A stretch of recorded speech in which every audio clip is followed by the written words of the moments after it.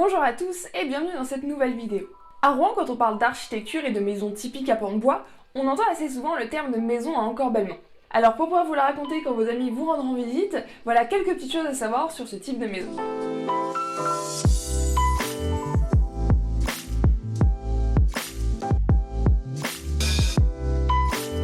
Déjà, l'encorbellement, ça vient de corbelle, en vieux français corbeau, qui désigne la pièce de bois qui permet d'agrandir un étage. Voici une définition de l'encorbellement. Construction formant saillie sur le plan vertical d'un mur et soutenue en porte-à-faux par des corbeaux ou des consoles.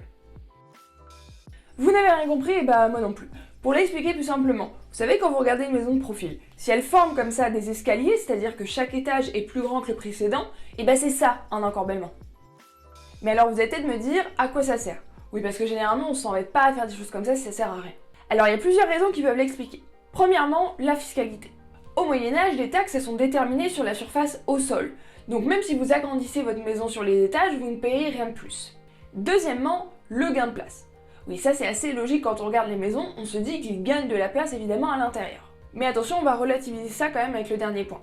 Troisièmement, ça peut être pour protéger les façades. Et oui, le fait d'avoir des avancées comme ça, finalement ça permet de protéger les façades en bois, oui, mais aussi les fondations qui sont en pierre. Ça peut éviter que la pluie tape trop sur les façades et aussi que l'eau ruisselle et stagne à cet endroit. Et accessoirement, ça peut protéger les passants et les marchands qui ont pignon sur rue. Et une dernière chose qu'il faut forcément avoir en tête quand on pense à l'encorbellement, c'est aussi un phénomène de mode. Et oui, parce que c'est très esthétique, c'est beau, notamment si toutes les pièces de bois, ces corbeaux sont sculptés, donc ça peut être un signe extérieur de richesse pour les propriétaires. C'est pour ça que je disais qu'il fallait relativiser certains points, et notamment le gain de place, parce que parfois quand on voit certains encorbellements qui sont vraiment minimes, eh bien vous gagnez rien du tout comme place. Alors ce mode de construction il s'est développé à partir du XIVe siècle, mais progressivement au XVIe siècle il va commencer à être interdit. À Rouen, c'est en 1520 que les échevins décident d'interdire l'encorbellement, même si dans les faits ça va pas être suivi vraiment tout de suite, et progressivement ça va s'étendre dans tout le royaume.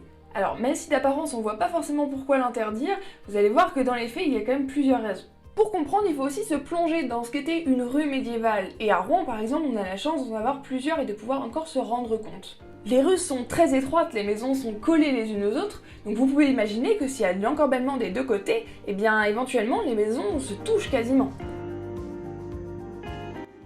Le problème il est double. D'un côté, elles obstruent les rues, c'est-à-dire qu'elles empêchent le soleil, la pluie, le vent de passer, et donc d'aérer et de nettoyer correctement les rues, dans lesquelles, je vous le rappelle, les déchets et les excréments peuvent être jetés. Donc là, ça peut causer des problèmes sanitaires et participer à la propagation des épidémies. Et d'un autre côté, si un incendie se déclare dans une maison, il aura vite fait de franchir la rue et de se répandre dans toutes les maisons aux alentours qui sont toutes collées. Donc c'est pour ces deux raisons de sécurité et sanitaire que les maisons à encorbellement elles vont être interdites. Voilà, maintenant vous savez tout sur ces maisons à encorbellement qu'on a encore la chance à Rouen de pouvoir observer et admirer. Si vous avez d'autres questions sur l'architecture, n'hésitez surtout pas à mettre ça en commentaire. N'oubliez pas de vous abonner, d'aimer cette vidéo et je vous dis à très bientôt.